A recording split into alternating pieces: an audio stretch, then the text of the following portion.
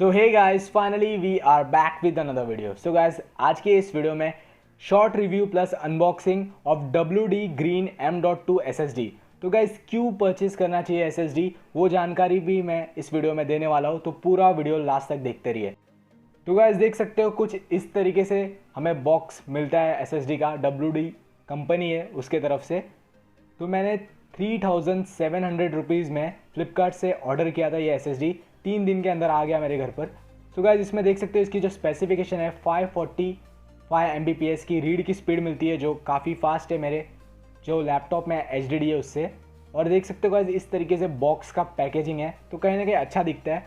तो गाइस, हमें क्यों परचेस करना चाहिए SSD? बिकॉज SSD HDD से बहुत फास्ट होते हैं कंपेरेटिवली। बहुत सारे लोग बोलते हैं 10 गुना फास्ट होता है, लेकिन 10 गुना नहीं होता है गाइस, 2-3% फास्ट होता है। तो मैं ये अनबॉक्सिंग बाद में बना रहा हूँ। मैंने मेरे लैपटॉप में SSD इंस्टॉल कर लिया है और उसके बाद जो भी चेंजेस है वो भी मैं आपको शेयर करना चाहता हूँ।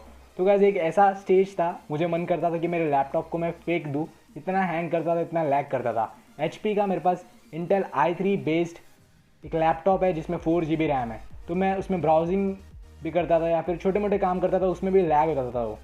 और बूट जो टाइम लेता था वो भी 1 मिनट तक था लगभग। तो देख सकते हो गाइस, आपको एक और क्वेश्चन आएगा कि आपको रैम अपग्रेड करना चाहिए कि SSD। तो डेफिनेटली पहला आंसर है आपको आंख बंद करके SSD पर जाना चाहिए। तो देख सकते हो गाइस, अभी मैं डब्बे को खोल के आपको दिखा देता हूँ। कुछ इस तरीके से आपको SSD मिलता है। तो जैसे कि आपको मैंने बताया SSD बेटर है, पहले आपको अपग्रेड कर रहे हो तो SSD पे जाओ। तो ये M.2 वाला SSD है जो आपके लैपटॉप के अंदर आपको स्लॉट मिलता है, उसके बेसिस पे आपको मालूम पड़ता है। तो उसके लिए भी मैं अलग से बाद में वीडियोस बनाऊंगा, कैसे आप डिटेक्ट कर सकते हो आपके लैपटॉप में कौन सा SSD लगेगा बिना लैपटॉप को ओपन किए, या फिर लैपटॉप को ओपन कर दोगे तो ज़्यादा अच्छा पड़ता है। तो गाइस, जब भी आप अनबॉक्स करते हो SSD तो थोड़ा केयरफुली अनबॉक्स करो, क्योंकि जो ऑरेंज और जो गोल्डन पार्ट दिख रहा है लास्ट में, गोल्डन पार्ट वो इंपॉर्टेंट है। वो थोड़ा भी ऐसा ख़राब नहीं होना चाहिए, क्योंकि वो बहुत मेन है, वो ही आपका स्लॉट में अटैच होता है। तो इसको मैंने यूज़ किया गाइस, अभी मैं इस पर एडिटिंग कर पा रहा हूँ, गेम्स खेल पा रहा हूँ। जैसे कि PUBG मोबाइल गेम HD तक चल रहा है, पहले वो लगभग चलता नहीं था। ऐसा कोई डिफरेंस नहीं होता है कि आप SSD लगवाओगे तो आपका गेम का बहुत इंप्रूव हो जाएगा, ग्राफिक्स से सब, ऐसा कुछ नहीं है गाइस। लेकिन जो फाइल्स होती है वो जल्दी ट्रांसफ़र हो जाती है, तो इसके लिए फास्ट चलता है हर चीज़।